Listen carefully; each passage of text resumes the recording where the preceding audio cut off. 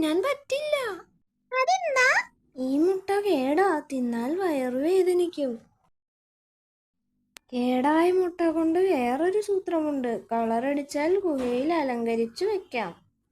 6-7 മുട്ടയില്ലേ, നിങ്ങൾ കളറടിക്ക്. വെളുത്ത മുട്ടയല്ലേ, അത് നല്ലതാ. അതെന്താ? വെളുത്തതിൽ എന്തു കളറും അടിക്കാമല്ലോ.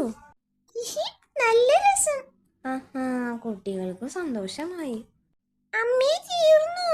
നോക്ക്, കളറടിക്കാൻ വേറെ വെളുത്ത സാധനം കിട്ടി. അതെന്താ? കണ്ടോ?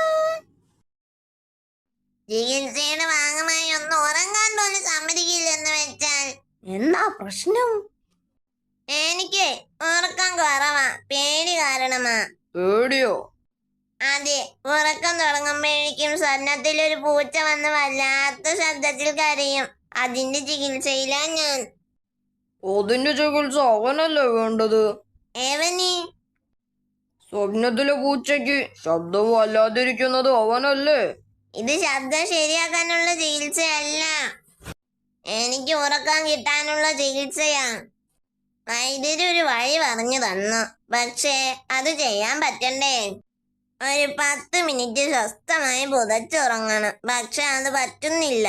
ഇവിടെ കിടന്നുറങ്ങിക്കോ. ചുമ്മാ കിടന്നുറങ്ങിയാൽ പോരാ, പ്രത്യേക സ്ഥലത്ത് പ്രത്യേക പുതപ്പ് പുതച്ച് ഉറങ്ങണം. അതിനാദ്യം പ്രത്യേക സ്ഥലത്ത് കയറി പറ്റണം. നമ്മുടെ ഗുഹ പ്രത്യേക സ്ഥലമാണോ സൂത്ര?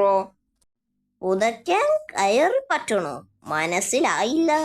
ഉദാഹരണം പറയാം, മാവിന്റെ ഇലകൾ പുതച്ച് ഉറങ്ങണമെന്ന് കരുതുക. അതിന് മാവിന്റെ മുകളിൽ കയറി കിടക്കേണ്ടേ? മുകളിൽ തന്നെ കിടക്കണമെന്നില്ല. മാവില പറിച്ച് പുതപ്പാക്കി താഴെ കിടന്നാൽ പോരെ? ഓ, അത് ശരിയാണല്ലോ.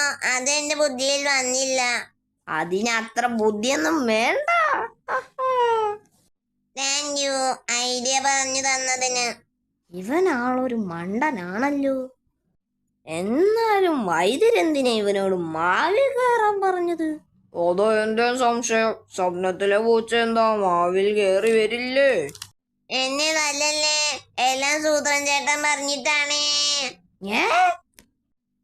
ആരാ തൊല്ലാൻ വരുന്നത്? കടിയൻ സിംഹം. ദ്രോഹി, എന്നിട്ട് അതിനാണ് നീ എന്റെ പേര് പറഞ്ഞത്? ചേടാ, ചേട്ടനല്ലേ പറഞ്ഞത് മുകളിൽ കയറി പുതച്ചു കിടക്കേണ്ട, പറിച്ചെടുത്ത് പുതപ്പുണ്ടാക്കി താഴെ കിടന്നാൽ മതിയെന്ന്. മാവില പറിച്ച് പുതച്ചതിനാണോ കളിയെന്നെല്ലാം വരുന്നത്? മാവില ഞാൻ ഉദാഹരണമായി പറഞ്ഞതല്ലേ.